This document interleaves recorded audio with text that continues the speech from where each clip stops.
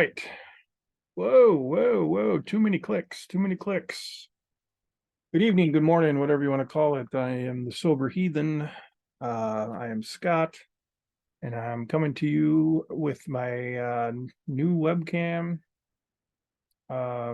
Investing in the show a little bit. Trying to make things a little more visually appeasing. I don't know if it is or not. I still couldn't look blurry, but that's not what this what this podcast is about. Couple things to start out with. I am on Rumble. If you choose to go over there, I'm thinking about doing some content for Rumble only. It does offer an opportunity to be monetized, so I might be doing some more hardcore commentary over on Rumble. We'll see. But things that are in the works, I do have a guest scheduled for next Monday, which will be whatever date that is. Today is the 7th, so today's Friday, so next Monday, look for that Monday evening. I have a guy penciled in for Tuesday. So that's two interviews back to back for the first time. That's pretty exciting. People are listening and people are enjoying it. People are getting things. I got some super amazing compliments of how interviews have helped people. And I just can't say enough about how much that means to hear.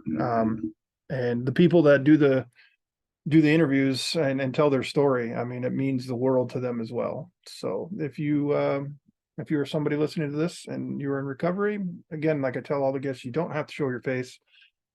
We do Zoom, so it can just be a square and it can just be a name of your choosing. It can be your first name. It can be a made up name. Look, I'm a nerd. I play video games. Just give me your gamer tag. It doesn't matter. Whatever you want to do to make you feel comfortable, but just understand that when you do take that step, it is something that can be extremely beneficial to people that are trying to figure out why me, and it's very easy in recovery and in addiction, and even outside of that, to think that you're an anomaly and you're the only one that feels a certain way. You're the only one that's going through certain things, and it's just not true.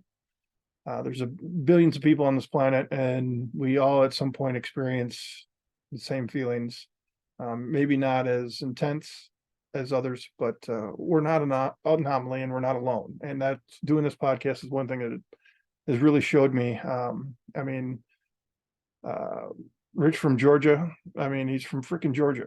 That's so cool, man. Dude from Canada, and that's technically another country. I know it's our neighbor, and sometimes I don't feel like Canada's a different country. It's just our buddies next door, but I mean, that happened. A little tiny podcast like this. So I just want to continue to do this for the chance that anybody listening might get something out of it. And that has happened. And that is enough motivation to keep me going for quite a while. So I just want to get on it. I kind of like to do shorter episodes of just like a video diary, just kind of document how things are going, because I'll be honest with you, when I, hit a year and then, well, one day at a time, I get that. But you know what? I have hopes, and that is a hope. When I hit these future, milestones, I want to be able to go back and listen to these things and try to remember how it feels, because it's such a damn good refresher. What they told us at Harbor Hall was play the tape. That's one thing that Ken would always say, is play the tape. And the big book says, you don't want to dwell on the past, but you do not want to shut the door on it, because if you shut the door on it, then you're just acting like it never happened. So today, a buddy of mine was asking me how I was doing, and it's I don't know what it, well, I have some ideas of what's going on with me. One, my diet is shit, and obviously with no license, there's no getting out and about. And again, I'm doing this at almost 3 o'clock in the morning.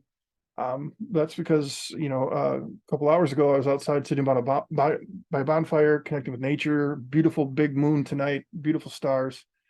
And that kind of connection rejuvenated me. And that's, I need to find something like that in the daytime. It's just that, you're taking these blows from life, no license, and, that's killer for, obviously it's killer for most of the jobs. We're not going to take a risk on this dude who doesn't have a license. And then, we're going to have, well, I didn't have a ride today, so couldn't make it into work. You know what I mean? So I get it. And there's nothing I can do to change that. And so all I can do is just keep applying and keep hoping something breaks through. But I would be lying if I was sitting here telling you that I get up every single day and keep this little room that I have 100% tidy and, keep everything in order, because that's not true. I stay up all night staring at a computer screen, doing various things. A lot of it's being a nerd, uh, playing online games. I spend a couple hours with my kid playing. I play, here and there with a good friend of mine, and I it's just been kind of a pain in the ass. This is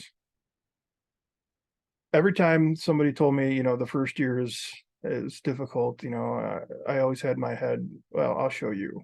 I got to my 5 months. I got to my 6 months. Shit's easy breezy. Well, I hit the 6 months, and man, 7 months is coming up in 4 days. And since that 6 month tag hit, it has been a lot harder than what it was before that. So anyway, I just kind of want to read you a message I sent to a buddy of mine. I said, I just don't have the drive to make plans like that. For me, today, I don't want to play video games because it's unproductive. Then I don't want to then I don't have energy to be productive. Then I think about how being productive is subjective. Like, who gets to determine if my actions are productive? The right answer is me. I get to predict what's productive. Unfortunately, the society we live in is based on appearances and showcasing. I tap out. Put me in a camp and make me do work. Life would be easier.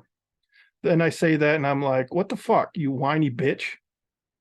A good dude just died from alcoholism, the dude I went to treatment with, and would probably kill to have my problems right now. Then after I say that, I wonder if that's really the case. Perhaps he is just in total peace. If so, that doesn't sound bad at all either. I would then be jealous of him. All right, I'm done. Thanks for reading. That's what I send my buddy. I just didn't allow myself to stop typing once I got going. A couple things about the productivity things. We can feel productive as all hell and have somebody come in and poo poo on it. I've been in relationships on that where it's like, yeah, I just came home and kicked ass, and then they come home and like, what the fuck have you been doing all day? So it's subjective. So the key is, and this is where I really struggle, is because I feel inside I have a pretty good grasp on what I can control, and knowing when I can, what I can't control, and knowing that I shouldn't be beating myself up for the things that are not in my control. It's easier said than done, but I can recognize it. And then that just in turn creates just this back and forth in my brain, which I feel is sucking me dry of energy. Let's see here. I wrote in there, I tap out, put me in a camp. In these past couple weeks, there have been times, and when I was typing this out, I wrote camp because I didn't want to use the word jail, but that's what I meant. Jail sucks because you can't do anything that you want to do. You're trapped. But there is something to be said about how easy it is. And I think that's, what gets a lot of dudes in trouble, that, life is just easier behind bars. So I'm going to go do what I want. And if I go back to jail, then I get 3 hots and a cot, and life is much simpler. There's some truth to that. And again, so I say that, and now I'm going right back to my text. You're being such a whiny little bitch right now. Things aren't all that bad for you. I'm talking to myself. I do have a place to live. My great-grandmother is doing fairly well for her age, is doing very well for 98. I have great friends. My kids are talking to me again. I am continuing my education, getting some credit hours on some things. I do have leads on avenues to go. I did get a contact today with the Midland County Coalition. It's like a recovery and addiction coalition in Midland County. I'm looking forward to getting involved somehow, even if I can just serve soup to people at a homeless shelter or something. I don't care. I got to do something. I just feel stuck. And, obviously I'd love for the podcast to blow up and do a podcast every morning so people could listen to me on the way to work, and they could listen to people talking about their experience, strength, and hope. You got, in my last podcast, Rich asked me, like, what do you want? What are you looking for this podcast to become? Or maybe he asked me that offline. I don't remember.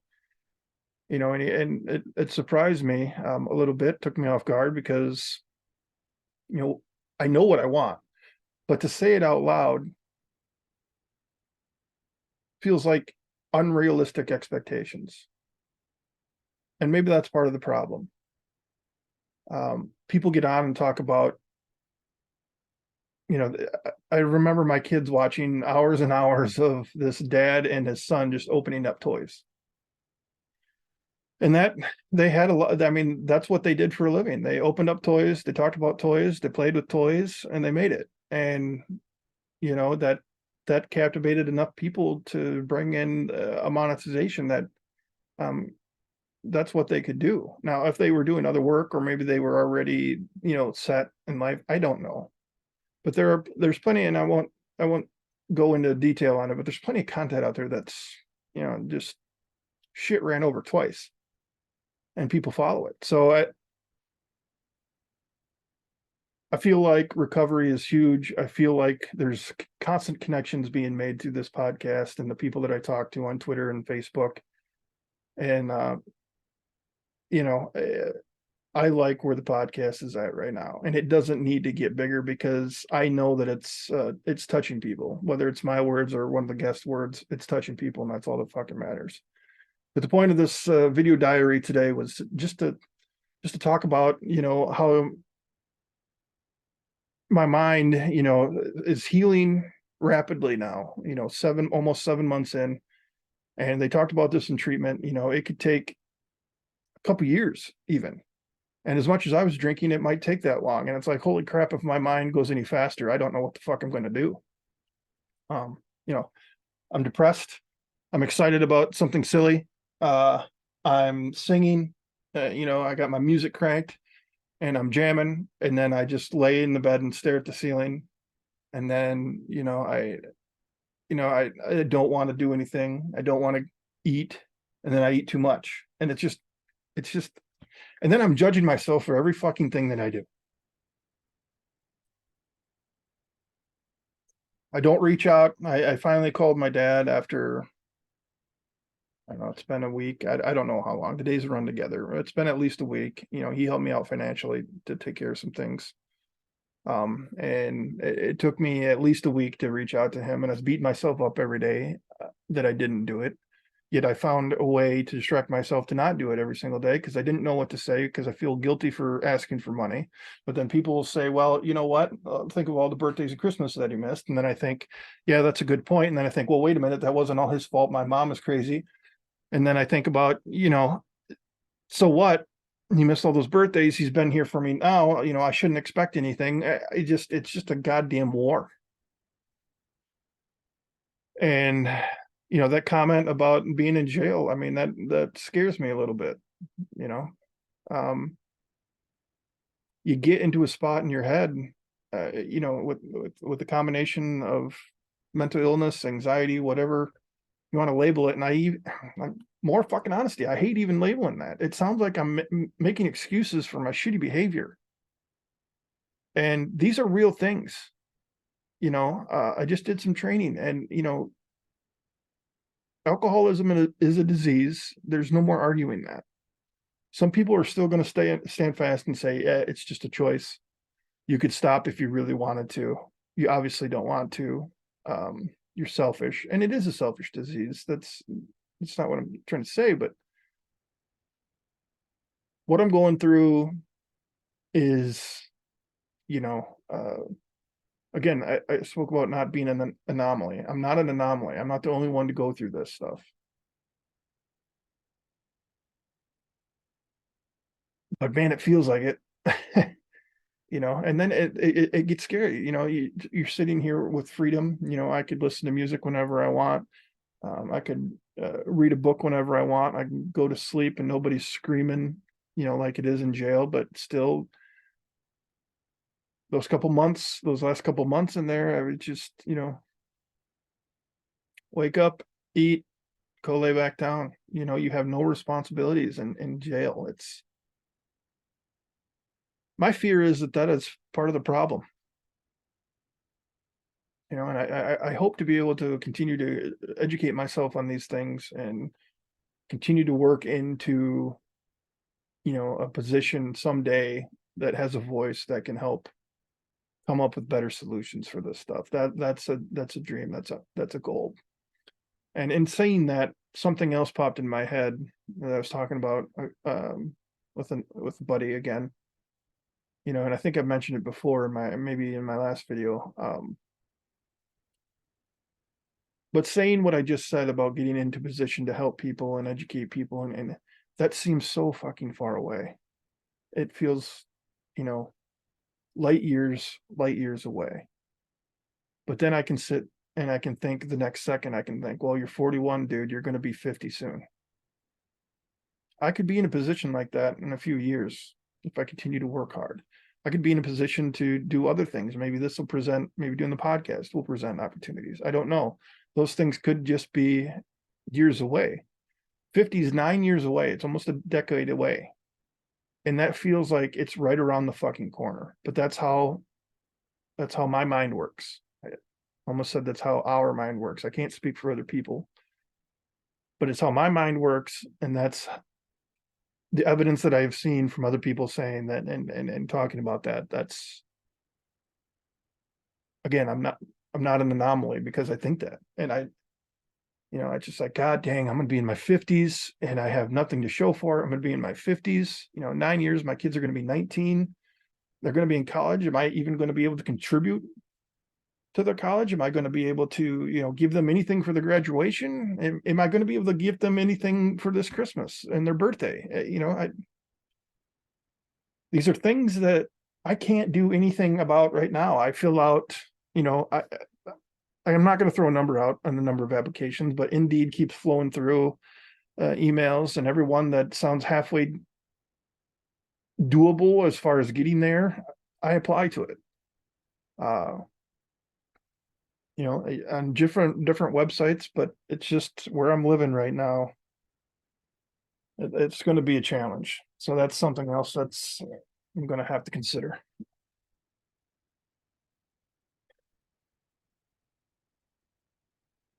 So yeah, that's it. That's where I'm at. It's one big shit show in this giant melon of mine. But that's okay because I didn't drink today. And I'm technically 3 hours into Friday and I don't feel like drinking, and that's the truth. That's a fucking win. So I got Dr. Pepper in the fridge, right? So I mean, every little thing is a win. The not drinking thing is a huge fucking win. Another day down. Already got a jump start on the next day.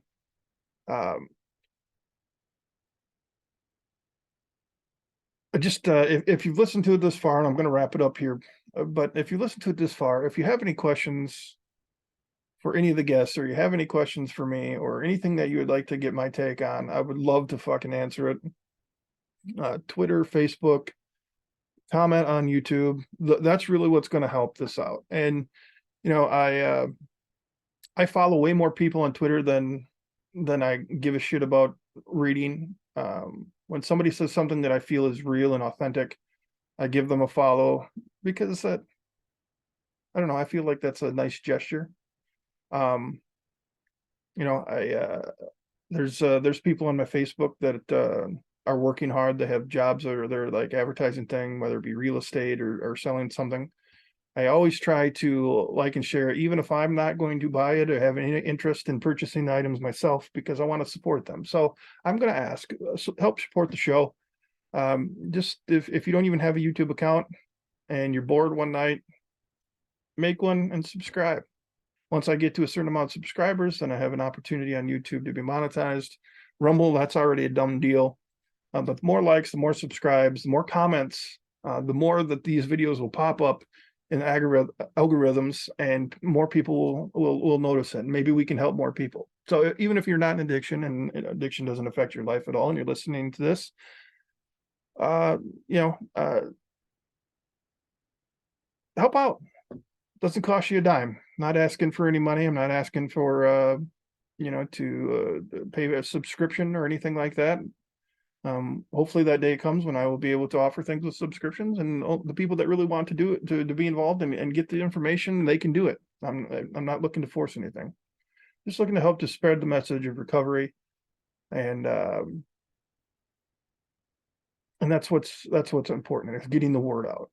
And I think being genuine and authentic, like every guest that has been on here, the conversations that we've had, I think they've helped me out a ton. And I know that with the feedback that I'm getting, it's helped other people too. So like, share, subscribe, comment. Whatever you're willing to do to help the show is greatly appreciated. Even if it is just listening and you don't take the time to like, subscribe, or comment, that's fine. Love you anyway. If you don't do anything, you don't listen, and you just happen to hear somebody, I don't know. I'm trying here.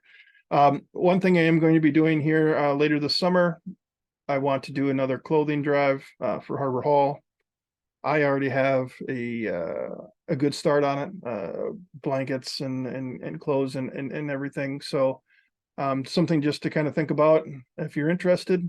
I'll start posting about that a little bit more. I'm thinking maybe once summer hits, to kind of be selfish, to go up and see Petoskey again in the middle of the summer and see the beautiful scenery up there. It's absolutely gorgeous. If you haven't been to Petoskey, Michigan, I highly recommend getting up there and checking that out. It is absolutely phenomenal. So thank you for listening. Keep fighting the good fight. If you're struggling today, call somebody and tell them. I challenge you to just tell somebody that you're struggling. And even if you tell them and you go ahead and use a substance anyway, that's a step, and maybe it'll get easier every time. And if you keep yourself accountable by being honest about your actions, like, I don't know, doing a podcast or posting about your feelings throughout the day on social media, it's a really good way to stay accountable. Because if I disappear for a few days and I'm not posting anything, there's a bunch of people that are going to be like, hey dude, what the fuck you doing? So again, love you. Thank you for listening.